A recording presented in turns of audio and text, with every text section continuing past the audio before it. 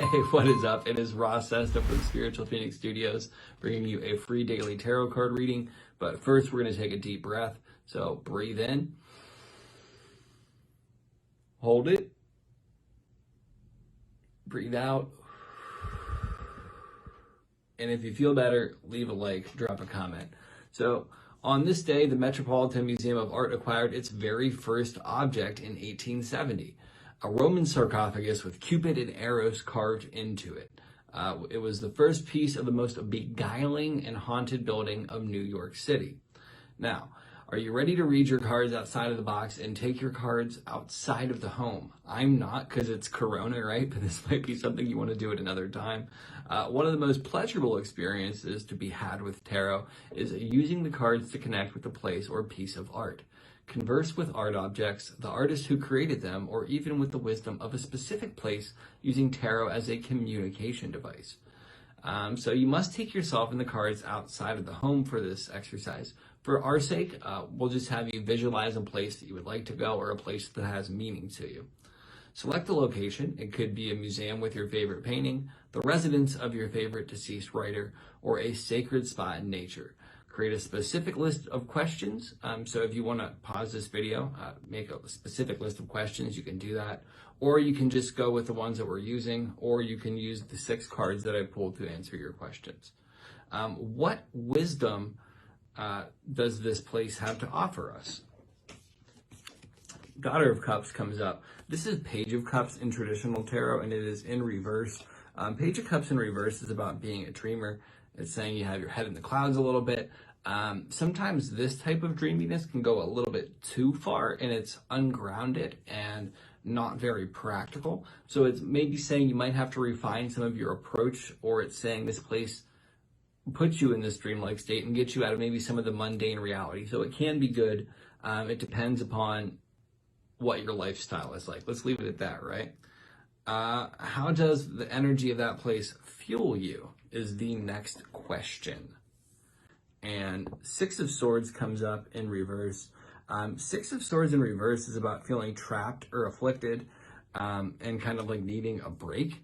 And obviously with 2020, I'm pretty sure most of us can feel that way.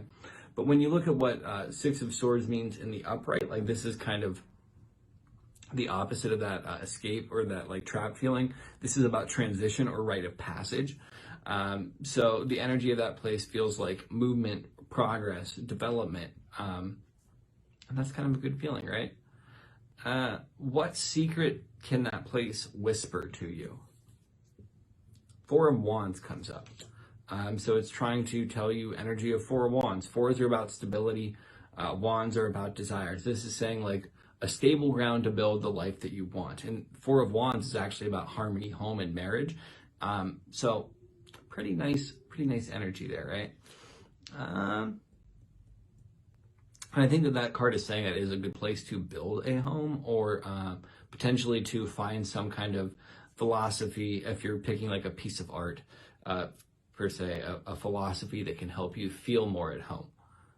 How do you integrate the knowledge of this into your life?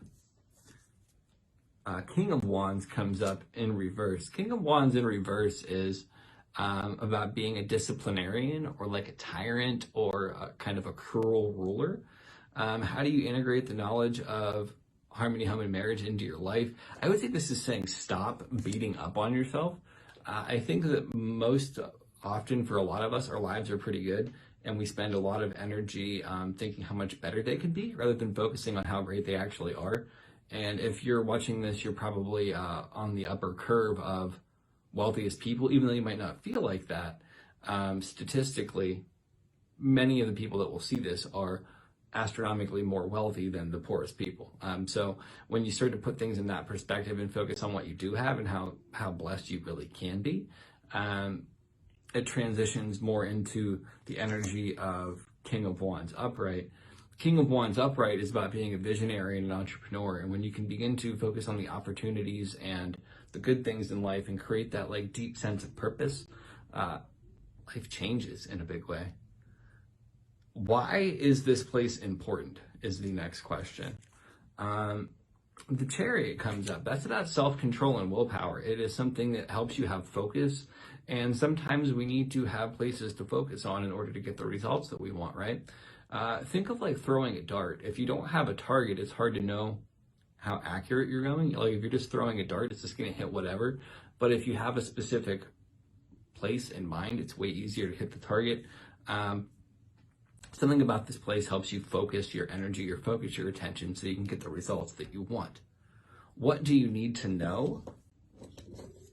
I cannot grab this card off my desk right now. Hold on one second. The World card comes up. The World card is generally about like a transition, an end, a big shift, and a new beginning too, right? This is saying that things are going to be begin to shift. And with the weight of this year, I think a lot of us need a change in energy. And with the winter months coming up, if you're in that part of the world, it's time to kind of go within and work on that energy. So when spring comes, and hopefully by then the whole corona situation has calmed down, we can go explore the world again and kind of branch out and broaden our horizons. This is in like the hero's journey. This is the period of time where we kind of begin to reemerge from the cave and begin the trek back home to start the journey all over again, right? And just to run through everything again, what wisdom does this place have to offer you? Imagination, dreams, right? How does the energy of that place feel? It feels like a transition or a rite of passage. Like going there is something that liberates you or moves you forward. What secrets can it whisper to you? You're creating a space where you are able to maintain your desires, and like sometimes our desires burn us out, but this is a place of finding like a good flow, right? How do you integrate the knowledge of this into your life?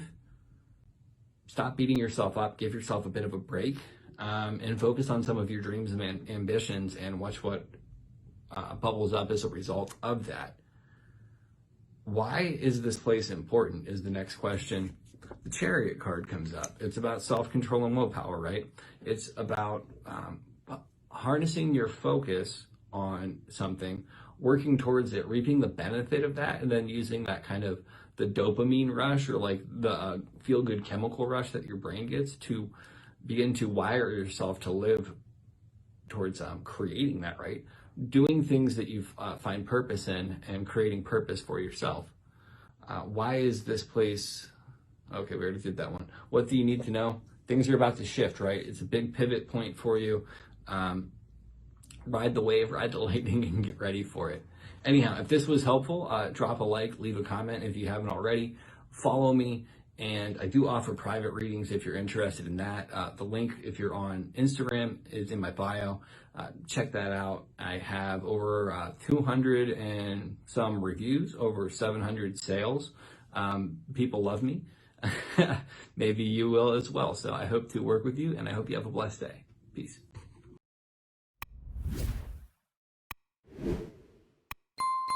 Hey, thanks again for checking out my channel. If you haven't already, subscribe by hitting the Phoenix down below and check out more of my videos over there.